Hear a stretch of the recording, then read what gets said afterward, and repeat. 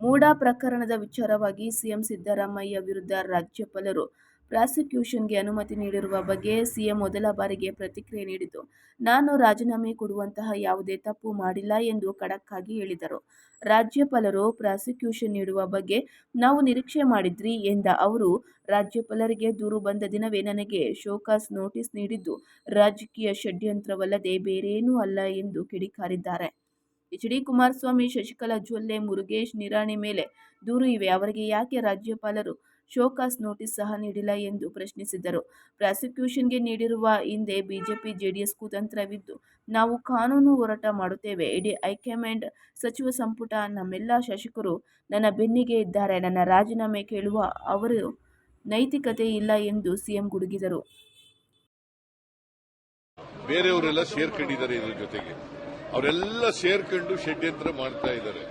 ನಾವು ಇದರ ವಿರುದ್ಧ, ಯಾಕಂದ್ರೆ ಇದು ಅವ್ರು ತಗೊಂಡಿರ್ತಕ್ಕಂಥ ನಿರ್ಣಯ, ರಾಜ್ಯಪಾಲರು ತಗೊಂಡಿರ್ತಕ್ಕಂಥ ನಿರ್ಣಯ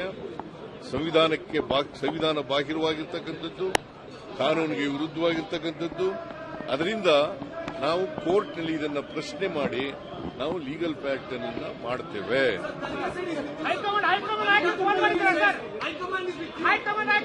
high command is with me. The entire cabinet is with me. The government is with me. All MLAs are with me. All Congress MLAs are with me. MLCs are with me. All Lok Sabha, Rajya Sabha members are with me.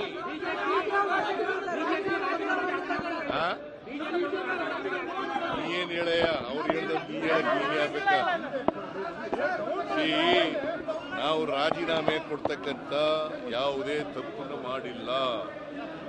ಅವರು ತಪ್ಪು ಮಾಡಿರ್ತಕ್ಕಂಥವ್ರು, ಅವರು ಕಾನೂನು ಬಾಗಿರುವ ನಡ್ಕೊತಾ ಇರ್ತಾರೆ, ಅವರು ಸಂವಿಧಾನ ಬಾಗಿರುವ ನಡ್ಕೊತಾ ಇರ್ತಾರೆ. ಇವತ್ತು ರಾಜಭವನವನ್ನ ರಾಜಕೀಯ ದಾಳವಾಗಿ ಉಪಯೋಗಿಸ್ಕೊತಾ ಇದ್ದಾರೆ. ರಾಜಭವನದ ರಾಜ್ಯಪಾಲರು ಅವರು ಕೇಂದ್ರ ಸರ್ಕಾರದ ಕೈಗೊಂಬೆ ರೀತಿಯಲ್ಲಿ ಕೆಲಸ ಮಾಡ್ತಾರೆ.